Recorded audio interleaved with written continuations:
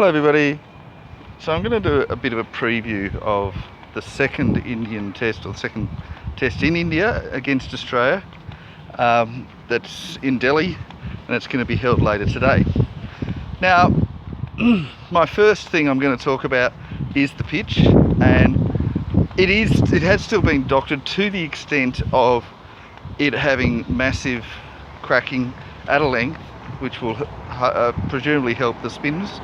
Well, that will also help fast bowlers if they bowl really full. So proper fast bowlers, not really seam bowlers, but they also have a bit of seam. So it looks like it's really going to help all kinds of bowlers, and there's no real need to play just spinners.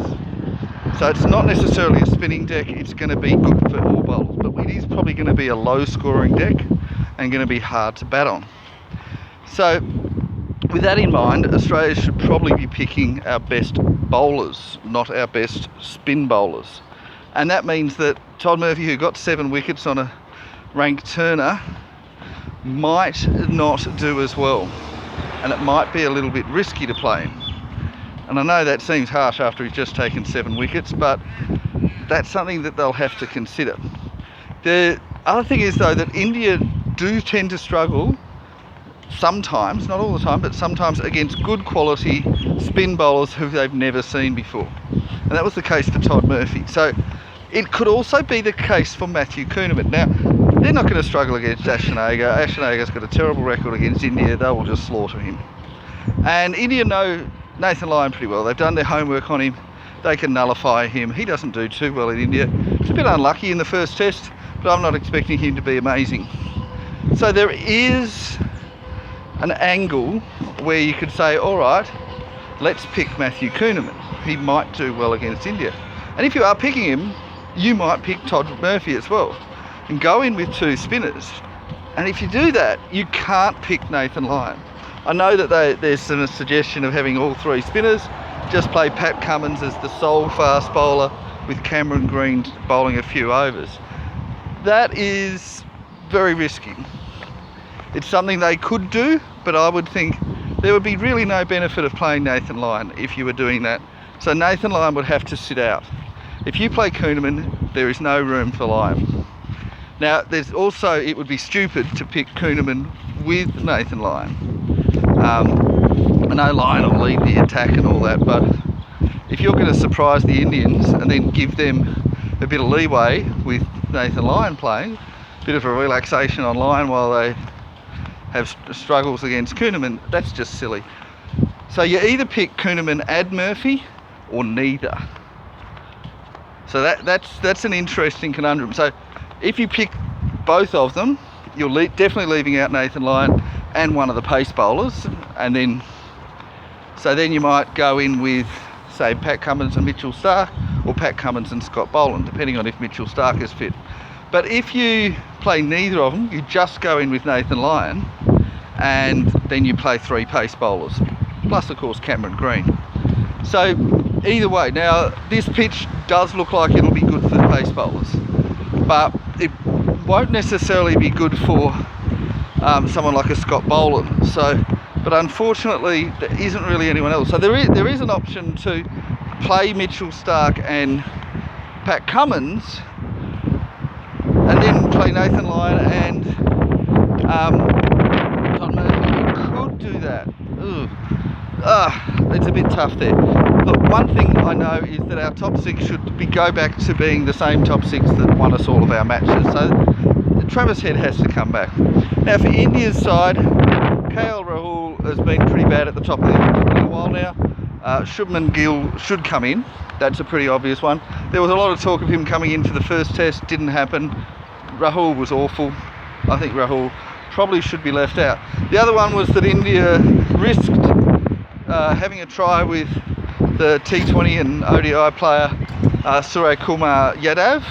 He failed, and I think with Suresh Iyer coming back from injury, he'll slot in. Now, I'm not expecting any changes to India's bowling lineup. Obviously took a lot of wickets with their spinners, also scored some runs, and I know there is a possibility to change the fast bowlers around. I don't think they will. I think there'll be a lot more in it for the fast bowlers in this match. Now, when we last played here in 2013, when Australia last played here, it was a very close contest. India just barely won. They won by 6 wickets, batting second, and they could easily have lost. They had to chase about 150. If Australia had scored another 40 or 50 runs, they could have easily won. It was a very close match, and unfortunately Australia played Glenn Maxwell. Probably shouldn't have. Probably should have gone with an extra pace bowler, and that was a mistake that we made in 2013.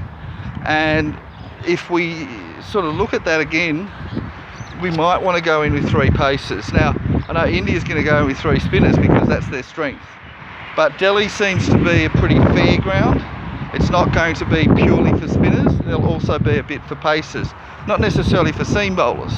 So that could actually play into Australia's hands, because India don't really have any proper pace bowlers. They did when they had Jasprit Bumrah, but he's still suffering from an injury. So Australia do have proper out-and-out fast bowlers. And this is where there is a chance that we could play Lance Morris here. So Lance Morris is a proper pace bowler. As I said previously, he is not going to be able to bowl too many overs in India. It's going to be very hot for him. He's only going to be bowling short, sharp spells. But at Delhi might be the time to play him. You will have the cover from Cameron Green, and if Travis Head plays, you'll have the cover of Travis Head. So he could actually be someone you could play in the lineup. He could go in, so leave Boland out, play Pat Cummins, Mitchell Starc and Lance Morris. Now that could be a good lineup for Delhi. And you then have Nathan Lyon there. You don't have to risk Todd Murphy, and I think these conditions might not appeal to Todd Murphy. Best to leave him in reserve. Scott Boland can be given a rest. Now obviously if Mitchell Starc hasn't recovered properly, then you're going to have to play Scott Boland. And if Cameron Green can't bowl, then you're wondering if you can really go ahead with this. But I still think you would. But it's a tough one. As for how it will play, who will win, now we've got to remember 2013, Australia had a pretty bad side. We had Ed Cowan playing, we had Shane Watson playing. We went in with Glenn Maxwell, and we know his test record is not very good. And we had all sorts of players that are a lot worse than the side we have now. This side today, the Australian side, is a better side than the Australian side from 2013. 10 years ago, that was not Australia's peak. That was during Australia's plummet, and we still nearly won. Now, India's side from 2013 was pretty good, and their side today is still reasonably good, but I'd probably argue that the India side from 2013 was better than the one that is around today. So we do sort of, if we ignored the first test and we're just looking at this one, different pitches, we would say, okay, Australia a good chance of winning here.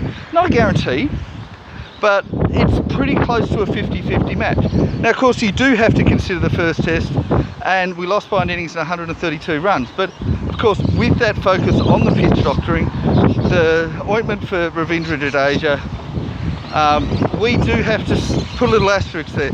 I said before, I think Australia still would have lost, but not by that margin. And if you're looking at ignoring the cheating, you're looking at, yeah, India would have won fairly comfortably, and you're looking at a fairly comfortable win, you can say, well, we can turn that around. You're looking at an innings 132 run win, you say, no, we can't turn that around. But you see, and also Australia was minus 4 players. Now, 3 of them were injuries, 1 of them was a selection gamble that probably was the wrong one. If we can potentially have 3 of those players back, bring a Lance Morris in, who might be just right for these conditions, then, you know, you could have a really good side. Now, we're going to want Lance Morris to bowl really full and go for those Yorkers, take advantage of those cracks. He could spell some real problems for the Indian batsman. I'm sure he knows how to bowl full there and take advantage of a cracking pitch. It's not just going to be good for the spinners, this is going to be good for the pace bowlers too. Not necessarily for the seamers. So the first test was good for seamers. This one maybe not as good for seamers. So again, that's why I'm thinking someone like a Scott Boland probably should be left out.